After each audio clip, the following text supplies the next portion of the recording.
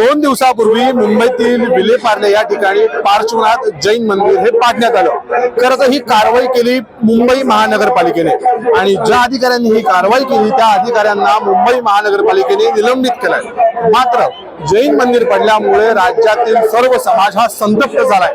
पुण्यात देखील याचे पडसाद पाहायला मिळत आहेत आणि आता आपण पुणे कलेक्टर जिल्हाधिकारी कार्यालयाच्या बाहेर आहे आणि संबंध शहरातील जो काही जैन बांधव आहे तो दिगंबर श्वेतांबर सर्व एकत्र येत त्यांनी त्या घटनेचा निषेध केलेला आहे। सकल जैन समाजातर्फे या घटनेचा निषेध केला जातो। मी मिलिंद फडे सकल जैन संघातर्फे बोलतोय की 16 तारखेला विलेपार्ले मुंबई येथे ज्या पद्धतीनं जैन मंदिर तोडण्यात आलं आणि बुलडोजर चालवण्यात आला आणि आमची प्रतिष्ठित मूर्ती खंडित करण्यात आली, त्याचा निषेध करण्यासाठी आणि जैन समाजाच्या विविध मागण्यासाठी या ठिकाणी निषेध व्यक्त करण्यासाठी सर्व समाज एकत्र आलाय। आमच्या 2 प्रमुख मागण्या आहेत की ज्या अधिकाऱ्यांनी ही कारवाई केली त्यांना निलंबित न करता बडतर्फ झाले पाहिजेत आणि त्या मंदिरच्या जागेवर पुनर्निर्माण झालं पाहिजे। त्याचबरोबर आमच्या तीर्थक्षेत्रावर साधू संतांवर जे हल्ले होतात ते थांबले पाहिजेत, या आमच्या प्रमुख मागण्या आहेत। धन्यवाद।